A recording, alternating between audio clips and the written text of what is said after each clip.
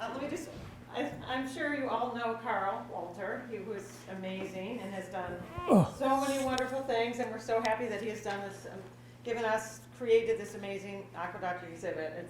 It's truly remarkable. And we feel very honored that he has blessed us with the exhibit, because it's really neat. And we want to thank him for putting all the time and effort into it. He spent over, well, let's just start. He spent over A long time. 4,500. No, okay. Well, we started out with over 12,000 hours, and then it turns out that he spent, I don't know, the entire summer bringing it from his house and reassembling it here. So that's another, I don't know, I figure at least A while, yeah. another while. He has invested a lot of time and money into this project, and we really appreciate it. And we appreciate the, just want to give a plug too for the Lower Farmington River and Salmon Brook Wild and Scenic Committee for generously funding the construction of the Aqueduct display case in there and paying for the acrylic cover. It's still up, good. It's still up in the high school tech ed class of about 6 students built the table in there for us, which was a wonderful thing too. So and the crew team came in with the crew team came and lifted it like a boat and put that huge 160-pound acrylic top on. So it's been a community effort, and we appreciate it. And do you have any starting words, Carl? I always do, I guess. Yes, If you've done everything you have to do, thank you for coming. Let's see. Tonight's going to be a little different because we're only going to talk about one thing. Usually we talk about 2 or 3 towns or something, but this is only one thing, the Farmington Aqueduct, a very important part of the canal. The canal could not have run without it. Can you hear me back there? Is this working? Okay, good. On the other hand, there's only one subject. I hope you don't get bored, but I promise you by the time we're done, you're going to know more about the Farmington Aqueduct than you ever cared to know. And that's about the way it is. As always, if you have any questions, ask them when you think about them, because they'll get lost if you don't. And this is no formal presentation, so we can stop and answer questions whenever. And Can you hear him in the back? they say they can. Great. Okay. How about way back there? You're all right too? Okay, good. How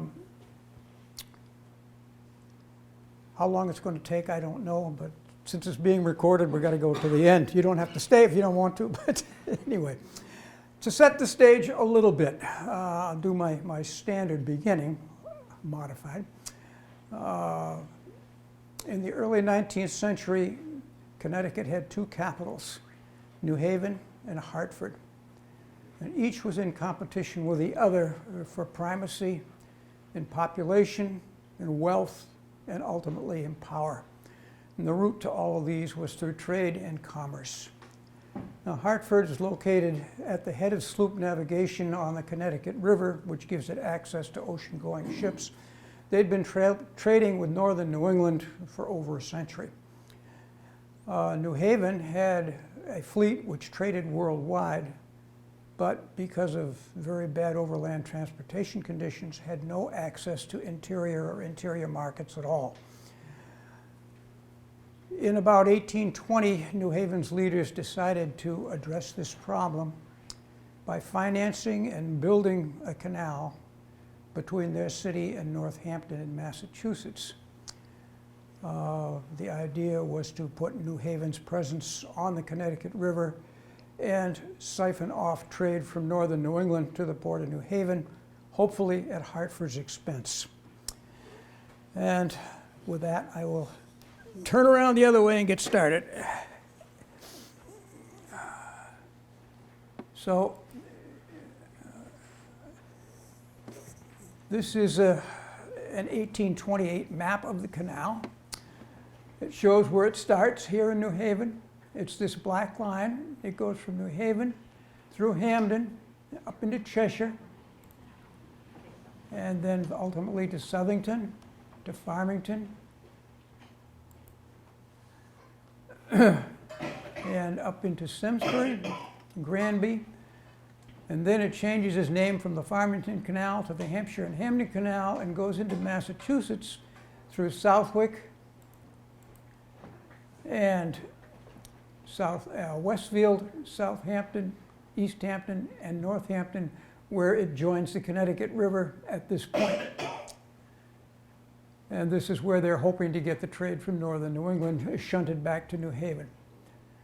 Didn't really happen, but there were many reasons they hadn't thought of for why it didn't happen. We won't go into those now.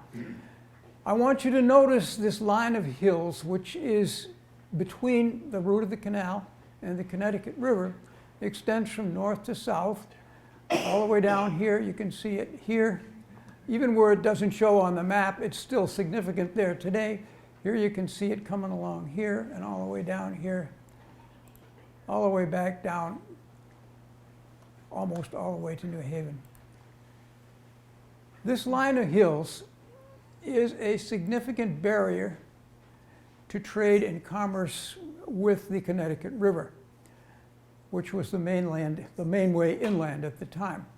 So that all these towns, which ultimately would be called the canal towns, really had no easy way to trade with the outside world via the Connecticut River because of this line of hills.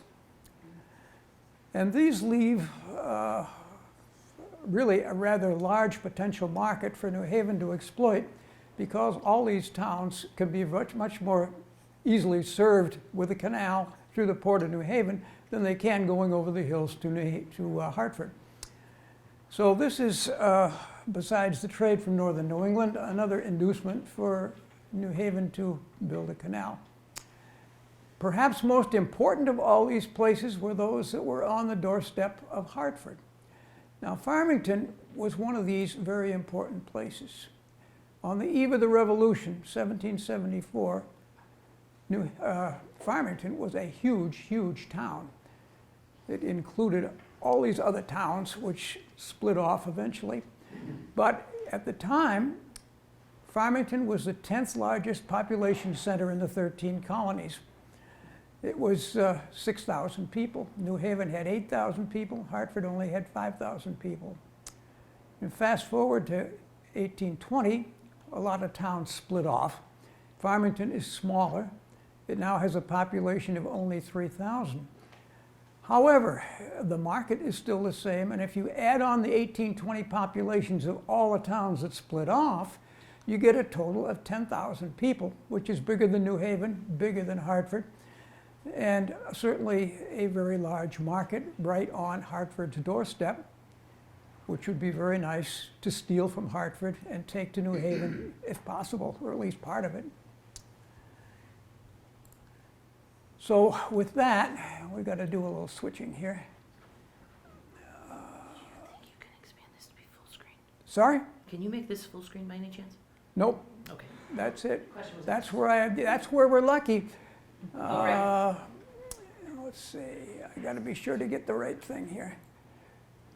I say lucky because at 2 o'clock this afternoon, this entire program went down the drain, irrevocably lost, and if I didn't have a little conversion backup copy, we wouldn't have anything tonight. So what you're going to get here tonight is not perfect. It's going to be some small pictures and some big pictures, because I was trying to convert it all to big pictures and I never got there. I ran out of time. But if I hadn't tried, we wouldn't have anything. Anyway, this is downtown Hartford on the 1828 as-built map for the canal, the engineering map for the canal. And again, it's one of the most important places for New Haven to get its hooks into and try to take things away from Hartford. Here you see the canal coming up parallel to the Connecticut River and finding its way up to the junction of Route 4 and Route 10, right in the middle of Farmington. This is the old yellow store, which is now occupied by the Farmington Motor Inn, and there is the canal basin for offloading the goods to the yellow store. This is now the lower level parking lot for the Farmington Motor Inn. You'll see cars in the old canal basin at this point. So if this is a must-get-to place if you're building a canal, and certainly the local merchants wanted it, the question is how we're going to get here. And now we're going to have to get back to some surveyors and some estimates and things like that.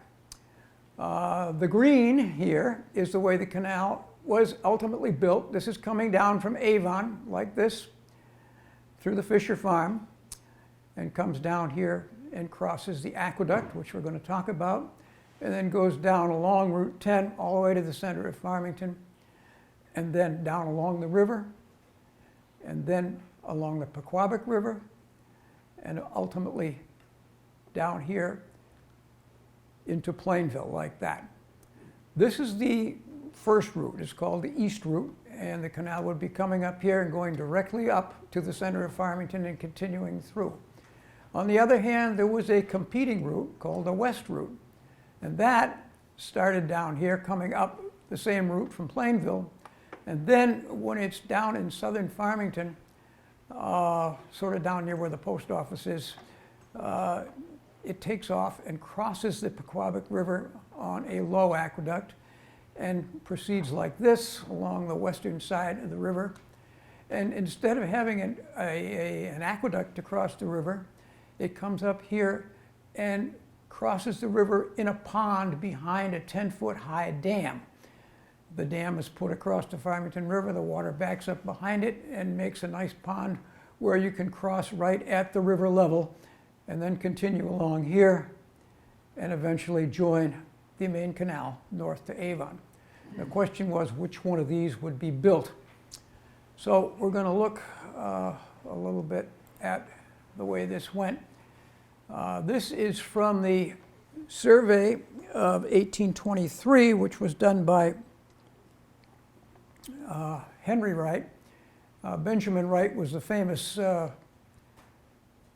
engineer for the Erie Canal. He was asked to come over here and survey this canal. He came over and did an initial survey in March of 1822 and looked at the place and said, yes, you can build a canal there, but I'm too busy to come and survey it.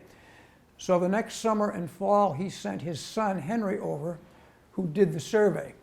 And this is Henry's survey. And we're talking about the end of the 21st mile coming north to south, which is just across the river from the aqueduct.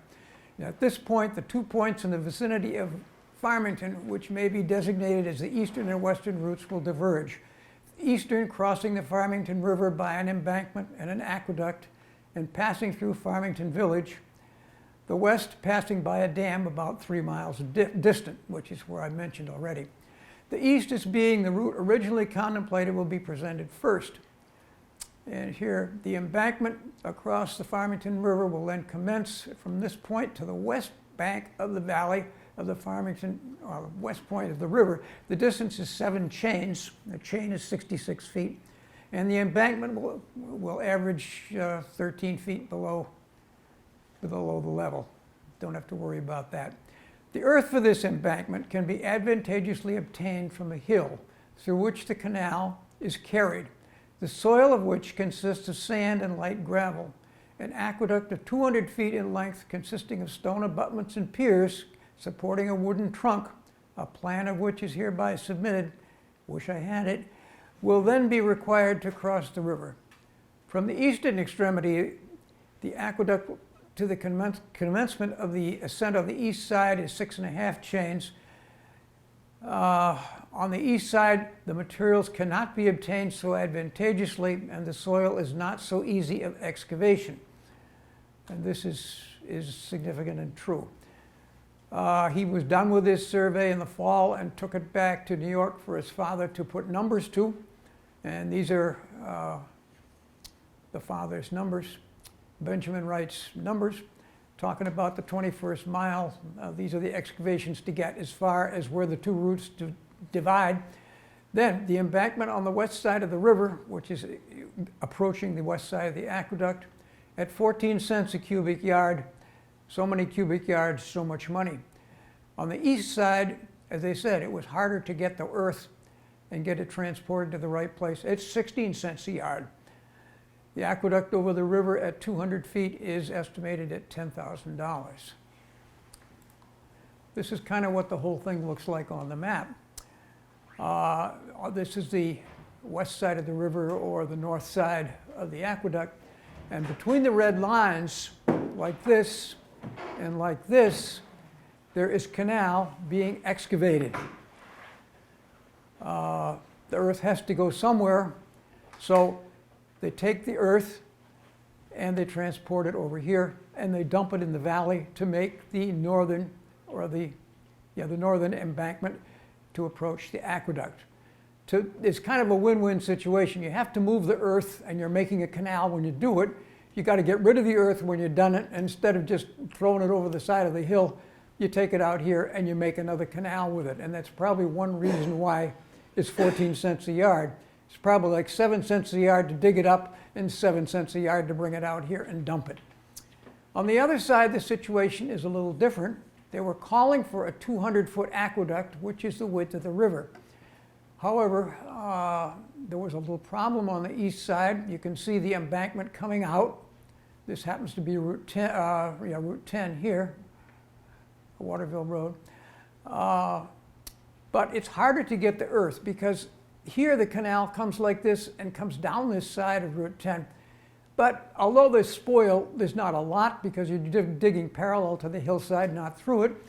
And there's just no place to get the dirt. So what they have to do is to make a big borrow pit here on the side of the hill. And inside these red lines are where they dug out the earth to drag it across the street at more expense, 16 cents a yard, and put it out here to make the southern embankment.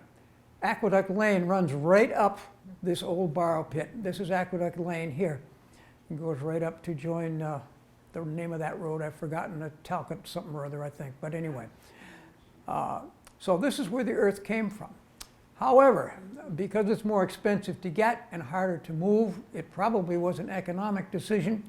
They went as far as they could, economically perhaps, and for the last 80 feet, they said, the heck with the embankment. We're not going to build it. It's cheaper to build the aqueduct a little bit longer. So this 80 feet became an extra 2 spans of aqueduct. So instead of a 200-foot aqueduct, we have a 280-foot aqueduct in real fact. No questions? Okay. Now we're going back over here. Now we have to talk a little bit about water. The water in the canal on the long level, the green line, as built, is 182.5 feet above sea level. The water in the Farmington River up here across from the town hall is at 175 feet. That's not high enough to get into the canal. So you have to build a 10-foot high dam up here across from the town hall and put the water level at 185 feet, which makes a pond which extends about 2/3 of the way to Unionville. It's not shown on this map. The water is then fed in to the feeder canal, which runs 3 miles down like this and down like this to join the main canal.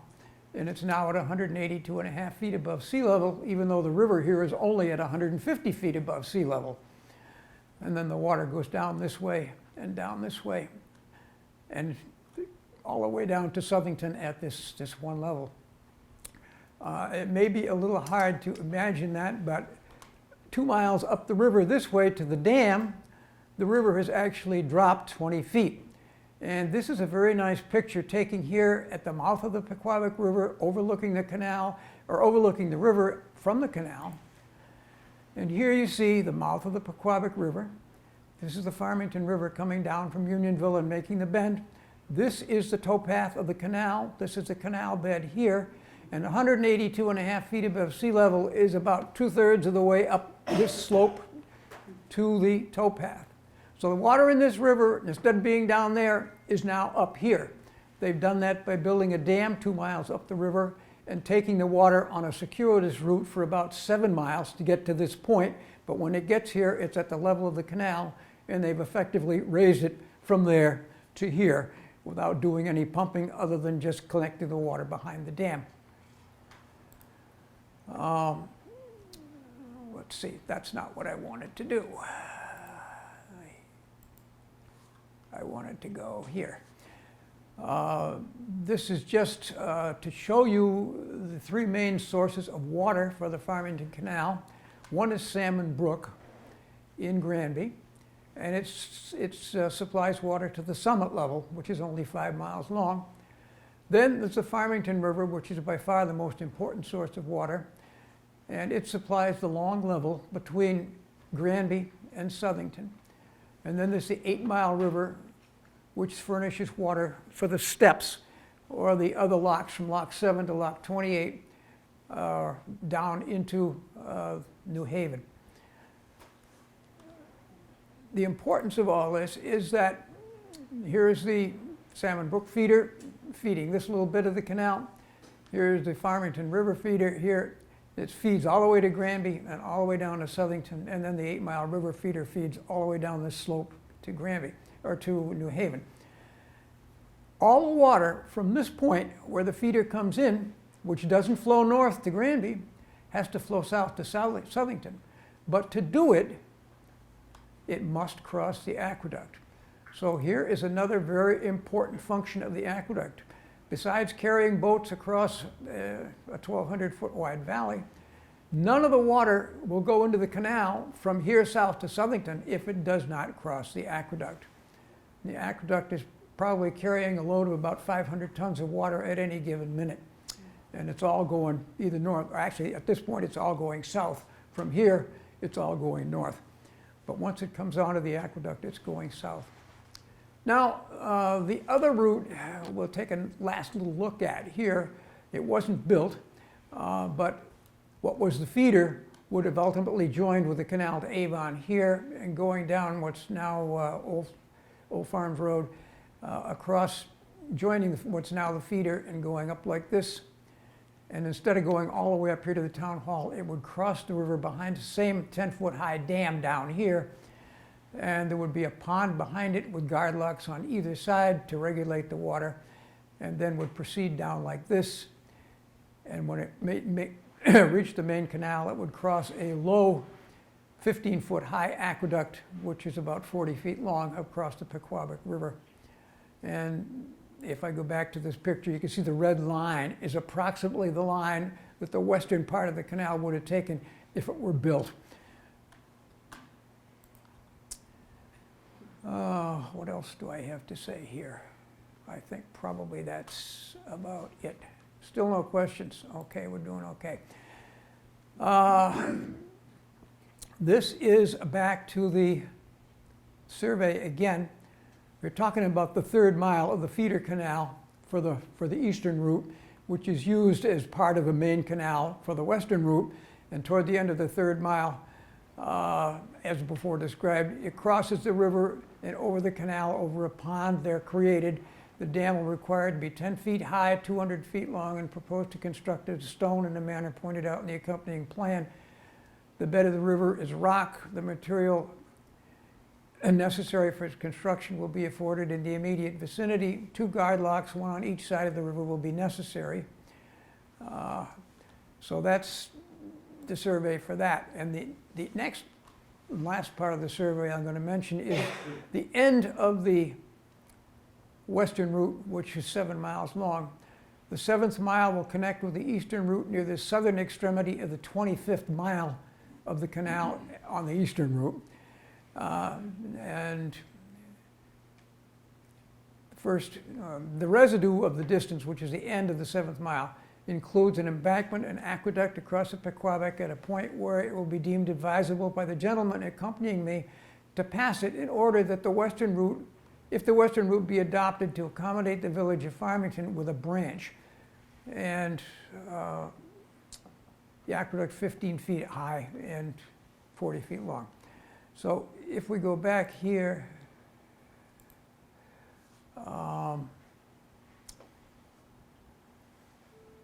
let's see. Well, I lost my thought. I was going to point out something, but I've forgotten what it was. Oh, yes, it was here. If this was a western route and it was built, then access to Farmington downtown would be on this part of the canal as finally built, but only as a branch. It would have ended right here. And this would be then connected to the western route down here at a junction near the aqueduct. So now we go past here and here.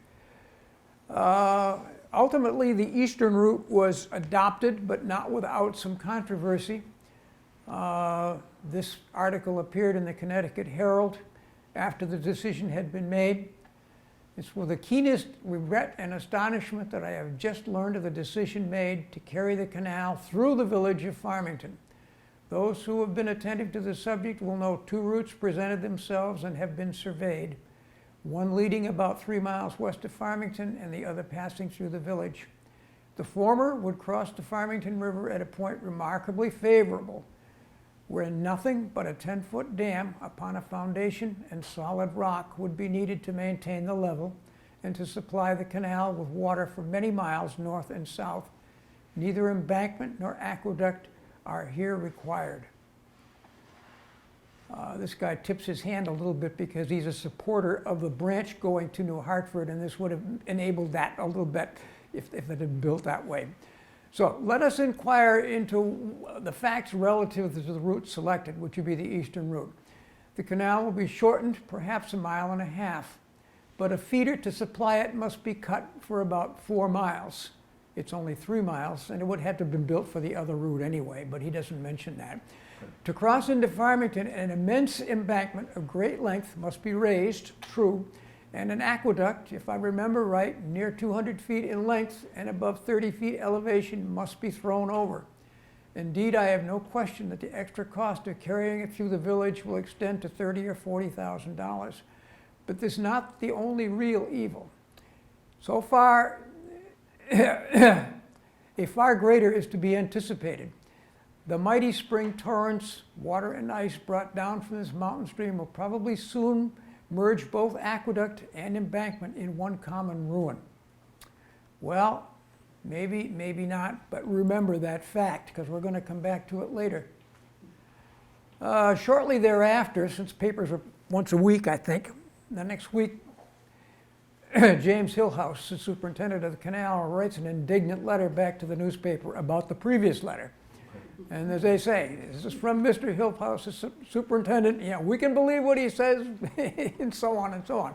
It was with no small surprise that I noticed 2 publications in your paper respecting the Farmington Canal under the signatures Stockholders and Short Meter. Publications wholly unfounded in point of fact and tending to lessen the public confidence in that useful improvement. There was a full board of commissioners and a majority of directors of the canal company, and a greater number than usually attend.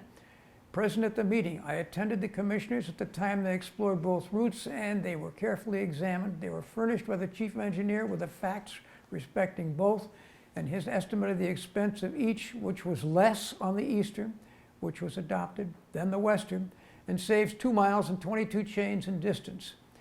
There was moreover a full hearing of all parties, and in my opinion, and in the opinion of the directors, the correct decision was made. So it is. It's going to be built that way. And here it is on the engineering map of the canal. This is the aqueduct right here, going across 200 feet of the Farmington River with an embankment on either side. This map can be interpreted by looking at the lines on either side of the canal. They represent the amount of land that the canal company has to take to build and operate the canal. Where they're wide, they're either filling in a hole or cutting a hole.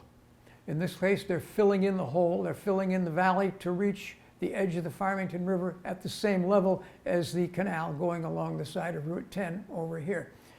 And the same on the west, you can see how wide it is. And over here, you can see how this hill has been taken apart, because look at the width of the lines here. That was all taken away, and this is all taken away and put right here to fill up this side. They didn't have to seize this land over here. They just took the earth from a borrow pit and let it be. Interestingly enough, if you go to this point today and you look this way, you'll see exactly what's shown on this map. And I would encourage you to go there and look. It's the most dramatic thing, one of the most dramatic things I've ever seen, to go there and look and see what's shown on this map staring you in the face. The canal going north to Avon this way and to Unionville on the feeder this way. And it's just exactly as it's shown on this map.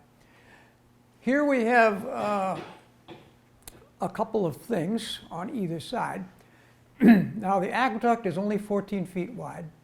And in point of fact, certainly the northern embankment has a canal on it, which is only about 14 feet wide, and I suspect that's the case on the east side too, although we can't really tell because it's badly eroded and we don't have any pictures of it. But we do have good pictures on the western side. In addition, the embankment on the western side, and probably the eastern side too, was lined with wood to help protect it from erosion, because this was a mighty high embankment, and if it had ever washed out, it would have been an awful lot of trouble to replace. So because of that, if canal boats are coming and they happen to meet at the aqueduct, somebody's got to pull over and wait for the other one to go by. This is a holding basin here designed for south-going boats because of the slope here. A boat will go in and wait and then be able to pull itself out this way and proceed south. The towpath is on the other side, as it always is in basins. And if we go here, I have superimposed the basin on a Farmington GIS map. Here is the basin. This is a 70-foot boat, and you can see it would pull out this way and proceed that way down to the aqueduct. This is what it actually looks like today. Not an awful lot, but the sloping line is this way. We're looking south. It goes across like this under Town Farm Road and would come out like this over here. The 70-foot boat would be sitting right in there, and the main canal goes by right out here. Today it's somebody's driveway and their house is right over there on the side. On the east side, we have a similar situation, but nothing specific as far as a holding basin. What we have is a very wide turn. The canal is coming up like this from Farmington, and then it swings across the road, but it's extra wide here, which would allow a 70-foot boat to sit here out of the way of traffic while something came south and went by it. And if we look at that, you get a little better picture, view of it. Well, it's supposed to work. Why are we not working here? Oh, because I'm in the wrong place. That would help. Here we go. Here is the wide turn. This is probably normal canal width here, but here it's very wide, and a boat could pull in over here and let a boat come south and go by it. And you can see, again, as the canal gets here and starts out the embankment, it does get narrower. How narrow, we can't tell because it's all eroded at this point. All right, now we'll go on. Here we have the 1934 aerial view of the aqueduct. You can see the canal bend that we were just looking at here. The canal went down like this towards Farmington beside the road. Here it is still with water in it, but much narrower. Here you can see the raised embankment going out towards the edge of the river with the canal on top of it. You can see the tops of the piers in the river. And here is the northern embankment here. And here is the little basin by the side of Town Farm Road, the site. It doesn't show here as anything but just some woods. In 1845, we have a very nice watercolor done of the aqueduct, probably as close to anything we'll have as to what it actually looked like when it was there. I suppose there's some artistic license here and there, but it's a pretty good representation as far as I can see. You can see the second, third, fourth, fifth, and part of the sixth pier. 6 piers, the northern embankment is over, or abutment is over here behind these trees. And there's another pier, Pier 1 doesn't show, and then the southern abutment is over here behind the trees. Again, remember that picture, although I'll show it to you again. So here's the southern abutment, and you can see how it's built at the end of the embankment to hold back the earth. This is about 30, 35, 36 feet high, and it's probably 65, 70 feet wide. Tons and tons and tons of earth, all saturated with water, all pushing, all wanting to go downhill into the river or out the sides. It's a hard thing to contain, an awful lot of pressure. And because it's been shortened, we have our extended aqueduct here with Pier 1 and Pier 2 right on the edge of the river. And these are the extra 80 feet of aqueduct that they built. Here we have a small cove dug in the side of the river. I don't know for sure, but I'm quite certain that it is built to aid in the construction of the aqueduct because barges were coming upstream from Simsbury with redstone to build the aqueduct, and barges were probably crossing the river from Avon, from the quarries by Avon Old Farm School, and to get stone to the eastern side for these piers and the abutment, you'd have to get boats across. You'd want to get them out of the current on the river, and I'm sure this was dug to aid in construction. You could pull your boats or your barges in here and offload your stone. The next picture we're going to look at is looking this way in the arrow of the direction of the arrow at the upstream wing wall of the abutment. Here you can see the embankment coming out from Route 10, which is off the side over here someplace. Canal goes along like this. Here's the river down here, and it's 36 feet from the river up to the top of the embankment. The circle is part of an upstream buttress which was built to help support the upstream wing wall, and that's what's shown here is this masonry.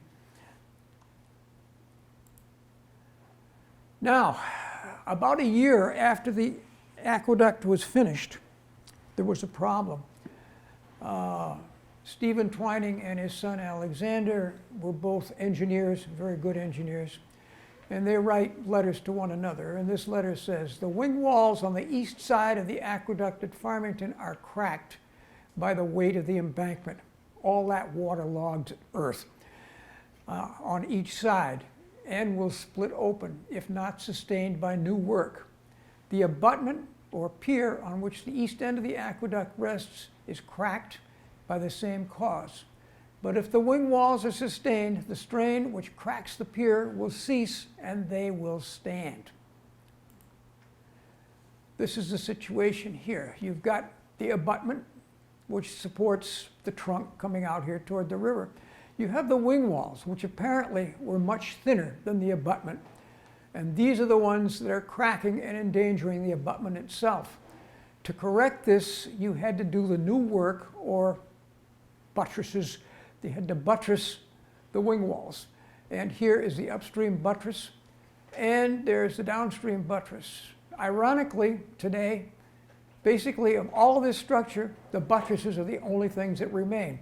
All of this abutment is gone, and most of these wing walls are gone. Either recycled by the town of Farmington or other people for building materials, or just washed away in erosion and collapsed.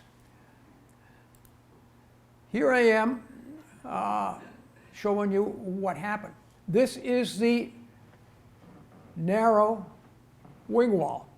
The abutment was thicker and went across behind me like that. Here is the junction with the buttress. You can see the buttress is built of a different kind of stone. It's not so red. There is the junction. Here's some cement that got poured in during construction to help make a better joint between the old wall and the new wall. Off the model, this is the area where I was standing and which was photographed. There is the thinner wing wall. There is the buttress. And that is the area where the picture was taken. Now, what do I want to do? Going the wrong way here. Gotta go forward. This is a picture taken in the early 1880s to show what I was meaning about. Very little of it was then still standing. You probably get some idea of a buttress here, a buttress there. Maybe that's wing wall, maybe that's buttress, I can't tell.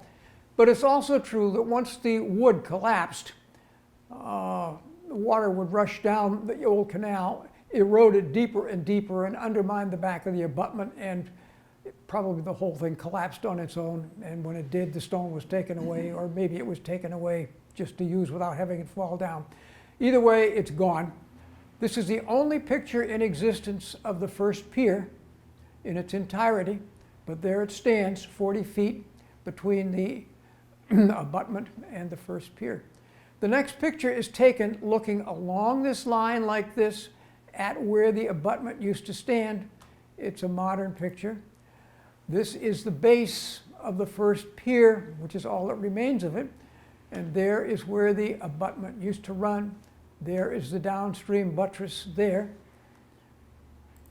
Here's the upstream buttress here. And the wing wall used to go like that out to the abutment, and then it went across like that. But again, very little, if anything, is left there now. Well, now we'll turn to piers.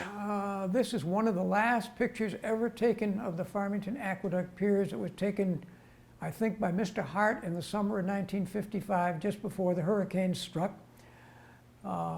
It's a very nice picture. I don't know how accurate the color is, but it's pretty close.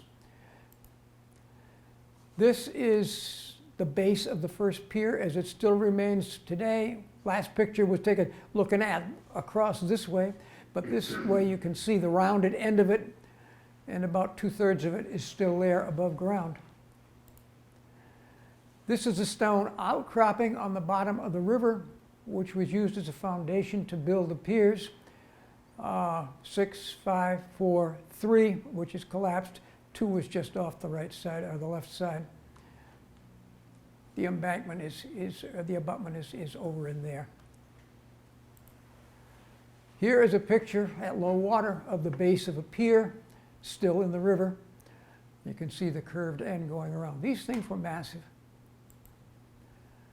This is a good picture from about 1882 when some of the timber was still up and showing the piers and the northern abutment. And here we have another nice picture. This is taken from downstream. Size of people here for scale. Over here we have attachment points for the diagonal supports that supported the centers of the towpath in those locations. It doesn't mean much to look at that, but it's a nice picture of the piers. This is a picture of one of the bolts that attached the sloping support for the center of the towpath. This part was inserted into the masonry, and you see it has an enlarged end here so it doesn't come out. This is at the angle of the support, and the support would have gone in like that, and then this nut would have been tightened down upon it. It still probably doesn't mean much, but on the model, you'll see it right there. And this is where the bottom of the support for the towpath was hitched into the actual masonry of the pier. Again, this is just for scale. That's the north abutment, and this is the 6th pier. It dwarfs people. It was really an impressive structure. Here we are looking across the tops of the horns on the upstream side of the piers. This is where the towpath would have run, right along the top of these. Here you see the abutment, or the buttress, the upstream of buttress, supporting the embankment on the south end. And here you see the little cove that I was talking about where they parked, I think they parked the barges during construction. And here again, the top of the towpath horns where the towpath would have run. This is a railing on the porch of a house that was built right in the canal on the top of the northern abutment. And now we have this character. Why does he appear here? Well, Joel Clough was born in 1804 in New Hampshire. As a child, he moved to Western New York with his parents, where they went there to farm. He grew up to be a person who had problem with anger management, a very hot and volatile temper. Also, he was a liar. He was a cheat. He was a card sharp. He was a thief. He stole from his father. He stole from prostitutes in New York City. Ultimately, he was a murderer. So why is he here? Well, in his confessions, which were done before he was hanged, when I arrived at the age of 21 years, I was a complete master of my trade. And so much confidence did Mr. Mallory place in my ability and honesty that he gave me a power of attorney to manage the construction of the Farmington Aqueduct across the Farmington River in the state of Connecticut. I went there to take whole control of the mason work, and while engaged in constructing the aqueduct, I had some difficulty with one of the sub-engineers, who gave some orders to my workmen in my absence, different from those that I had previously given them. And when I returned, we had a severe and serious quarrel. I reported him to the chief engineer, and the result was, for his misconduct upon various occasions, he was dismissed from the works. Well, that may or may not be true. He was actually moved because there was a vacancy in the New Haven section, and Jonathan Hopkins was moved down there. Whether it was for cause or not, I don't know. At any rate, in the quarrel we had, I recollect I became very violent and perhaps, which I think I did, threatened his life if he again interfered with my business. After the difficulty with the engineer was over, we progressed with the work until it was entirely completed to the satisfaction of the chief engineer, who gave me a certificate of the fact. Oh, incidentally, he also says he seduced a young lady, abandoned her, and left her to die in childbirth, in passing.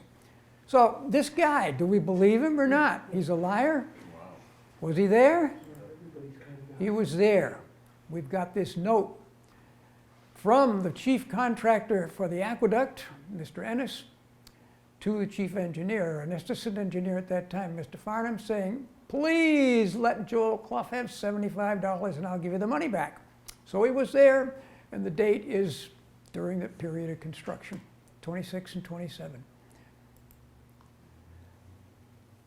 6 years after he finished the job in Connecticut, he was working on canals and aqueducts and even railroads in New Jersey. His temperament did not change. He came across a young widow. He wanted to marry her. She encouraged him. Eventually, she turned him down, and in a fit of passion, he took out his knife and he stabbed her to death multiple times in her own house within sight of her family. There was no question about who did it. He went on trial, was convicted, sentenced to be hanged, but he escaped from jail. He was captured shortly thereafter, and this time they did hang him in Mount Holly, New Jersey. This is his description for what it's worth, so on and so on. So that's just an aside. Now we go back to his very excellent masonry, by the way. He was a master of his trade. He did good work. And there it is. Here is a picture of the aqueduct with the northern abutment. 6, 5, 4, 3, and 2 is just visible behind the trees back here. And you can see a circle there near the base of 2.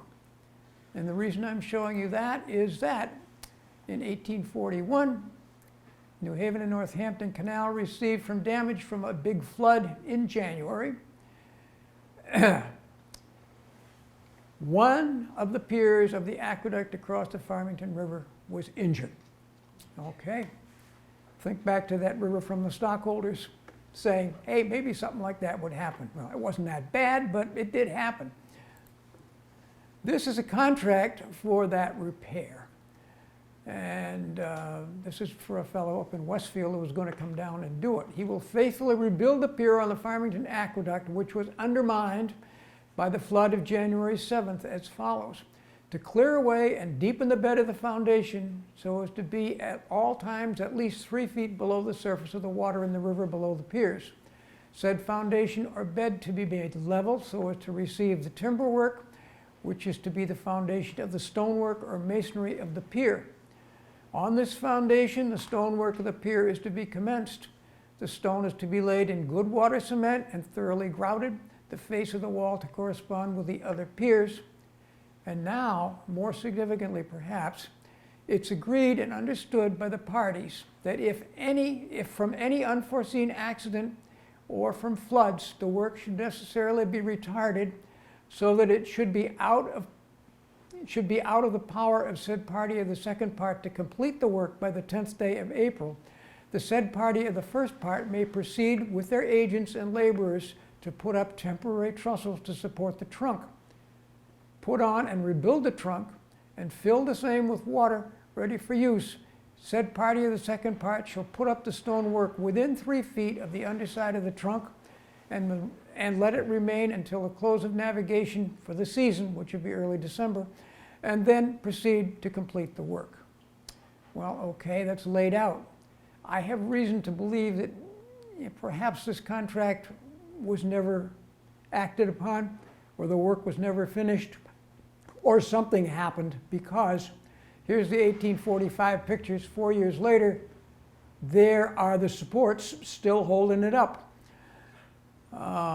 Whether they took down the pier or not, I don't know. Whether they built the pier up again, I don't know. But those are the supports 4 years later, more or less. We don't know exactly when the picture was painted.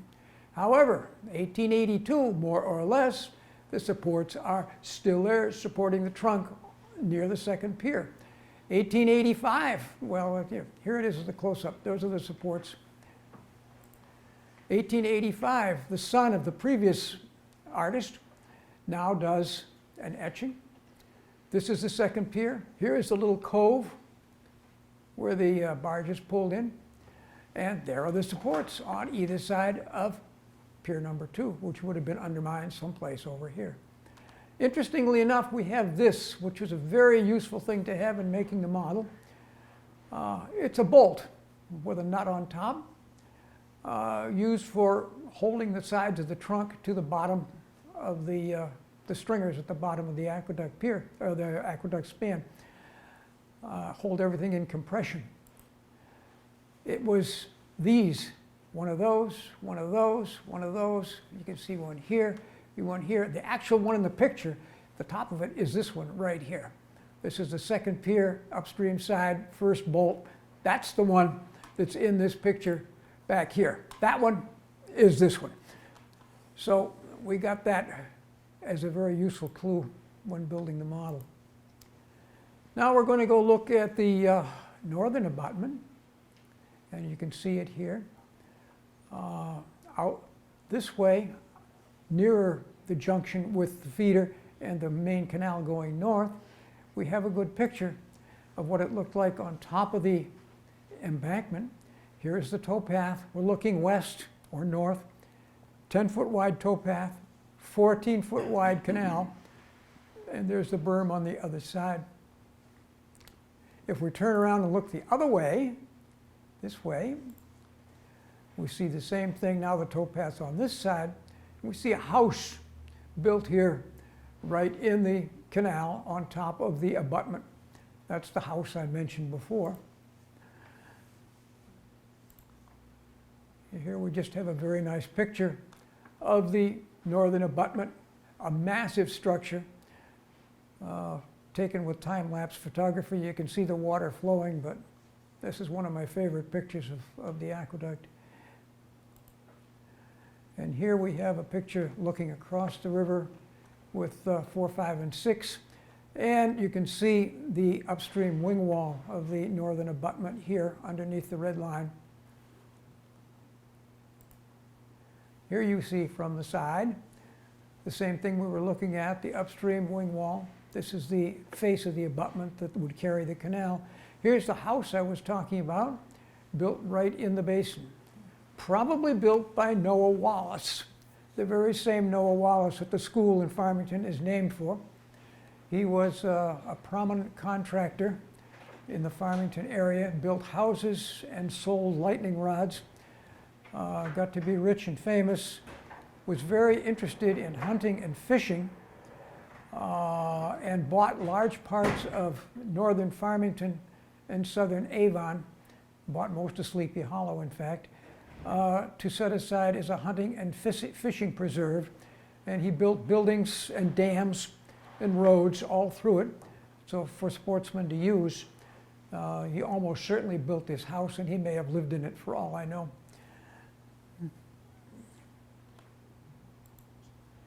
Here you can see the upstream wing wall where it joins the face of the abutment here with a bit of the house up above. This is the downstream wing wall. A pile of stones here, which we'll show in another picture, and you can see again the house up here. And this is the wing wall with the same stones that I showed in the previous picture. This gives you an idea of how massive it was.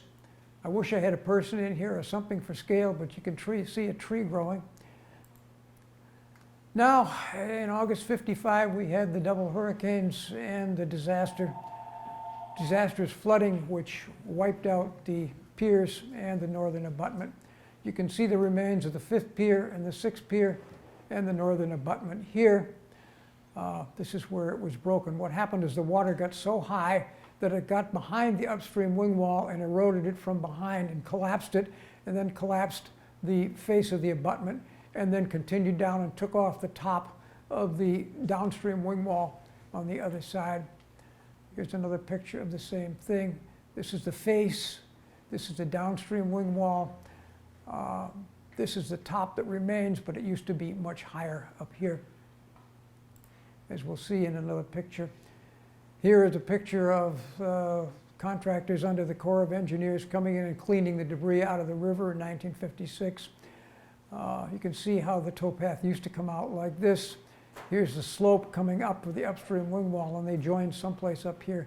The face of the abutment was here and would have come up about that high. Here you get a different view of it, but the same idea. Here's the face of the abutment, the downstream wing wall, and this part used to stand up here, but is now all gone. Today it looks kind of like this. There's the face of the abutment. This is the downstream wing wall. Again, this is the downstream wing wall where it meets the face, which is going that way. Here's the slope. This is still a monstrous structure. You have to stand down below and look up at it, but it's nowhere near as high as it used to be. This is a picture along the downstream wing wall, looking across the river, and you can see where the southern abutment was, and in here is the buttress, the upstream abutment, the upstream buttress. In 1956, the Farmington Museum hired a well-known maker of dioramas to make a diorama of the Aqueduct, which had been wiped out the year before, but they wanted to commemorate it, I suppose, and so they got a Mr. Hawkinson from West Hartford to build this model for them, and this is a picture of it. This is the announcement in the newspaper, and the museum has obtained the services of John L. Hawkinson of Hartford, who's created, I have trouble reading this thing myself.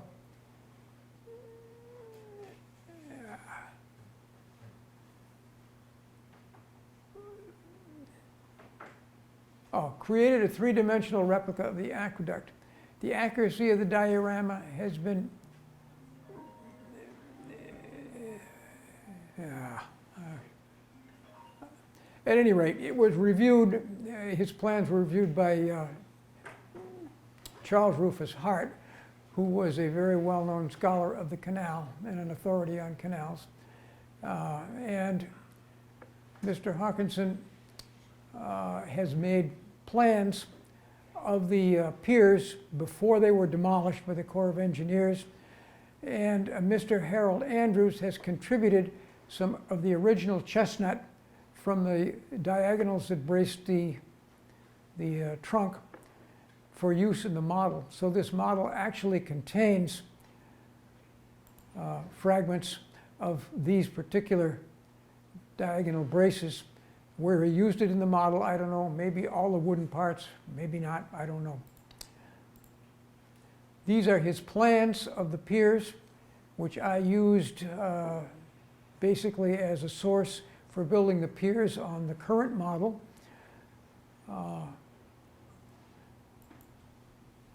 Here is a picture, 1922, of the current model, showing the aqueduct from the northern abutment to the southern abutment. These are my plans. This is the bill of timbers from the Farmington Aqueduct when it was rebuilt in 1837. This was originally built in 1826 and 1827. These things were built sort of quick and dirty because it was known that if they were out in the weather for 10 years, they would rot away and have to be replaced. So they were not built as carefully as barns were. They used the same techniques, but without the same care. And they were just done cheaply and knowing that they'd have to be replaced in 10 years. So 10 years later, it was time to replace the trunk. And this is the bill of timbers for replacing all the wooden parts of the aqueduct. Benaiah Humphrey is the person who took the contract. And you can see all the different timbers that had to be reconstructed and then accurately placed to make the current model. And here is his contract that he will faithfully construct the wooden trunk of the aqueduct over the Farmington River in the manner and construction heretofore stated.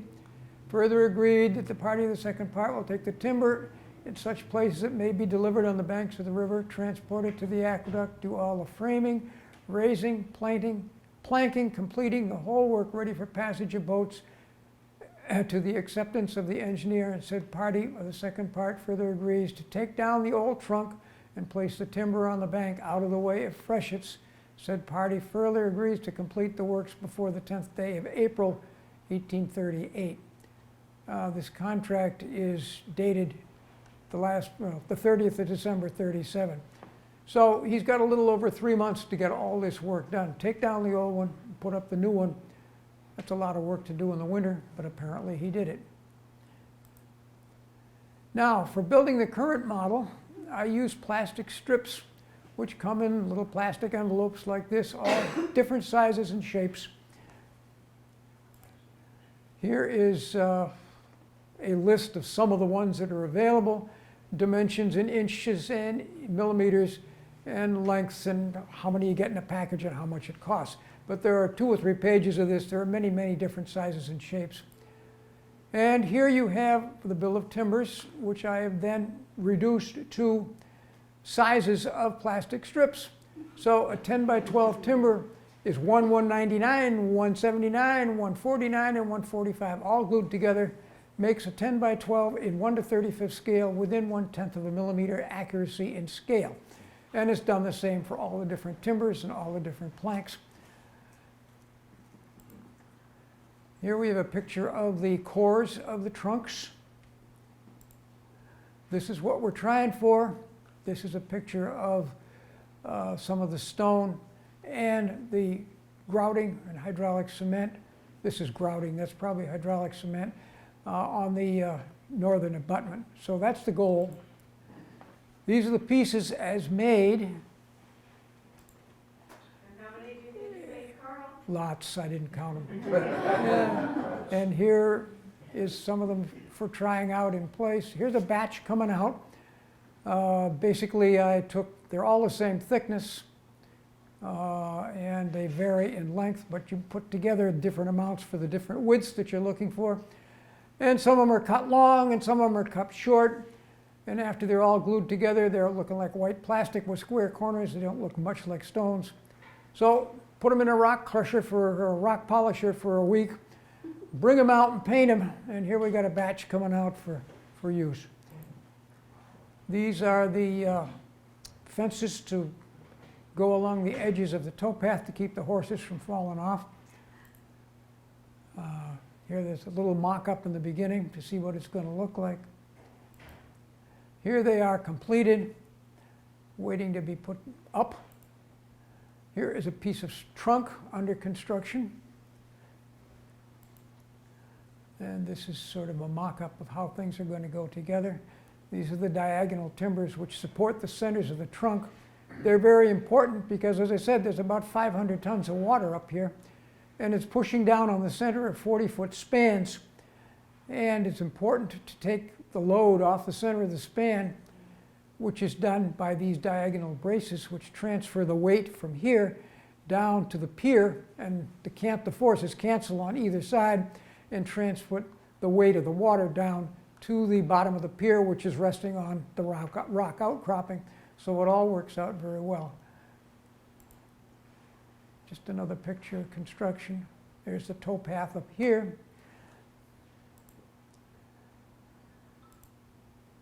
These are the bottoms of the canal at the ends inside the abutments, or inside the embankments behind the abutments.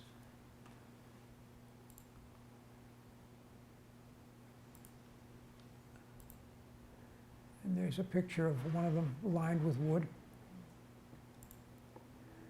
This is one of the buttresses. That's more or less the point where the picture was taken. And again, the sides of the river at the northern abutment. And just a picture of the horses pulling across. Now, the boat. Very hard to find plans for a boat because most of them were probably built out of people's heads without plans. And if there were any plans, they're long since gone, since they're 200 years old. However, the Chittenango Landing Canal Boat Museum on the Erie Canal has a canal boat plan, which is done by a modern naval architect of a canal boat which used to run on the Blackstone Canal, which went between Worcester, Massachusetts, and Providence, Rhode Island, at the same time that this canal over here was running. So he drew up some plans, and they lent me the plans. And these are what the plans look like for a packet boat. The front and the back. And this is a picture we have of the Pioneer, which is a packet boat which actually ran on this canal over here. This is a big picture going under the bridge at Grand Avenue in New Haven. So here we begin. And there we're going up.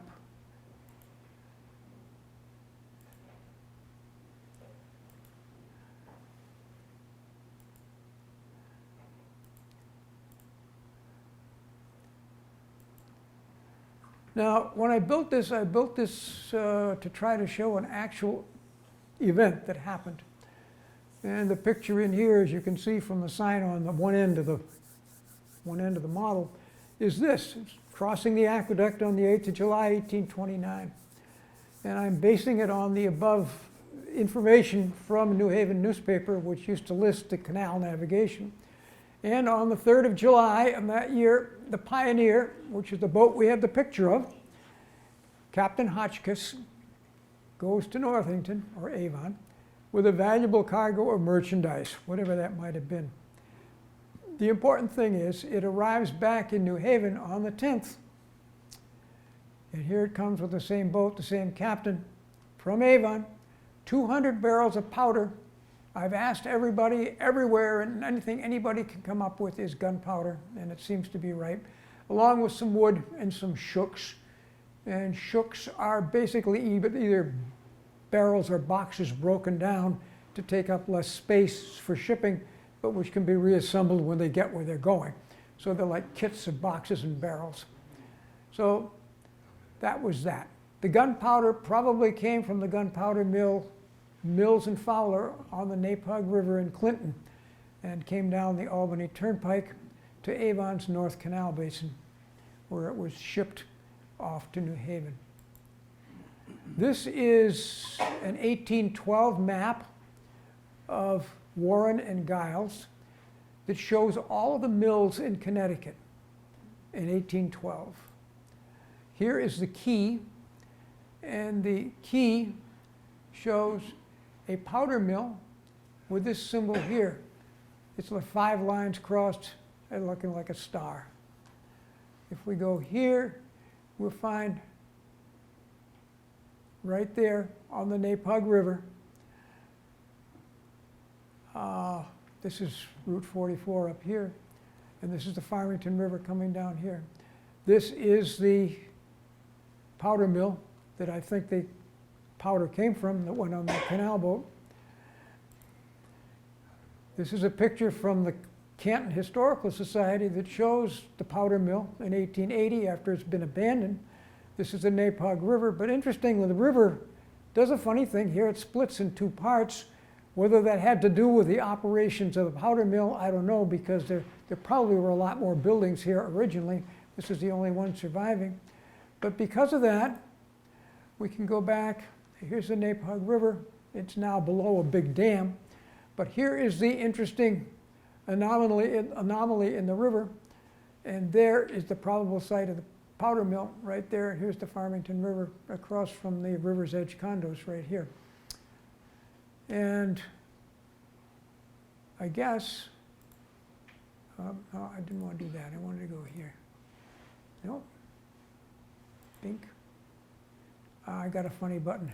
It's not doing what I wanted it to do. So that is the end as far as I know. I'm open for questions if anybody has any.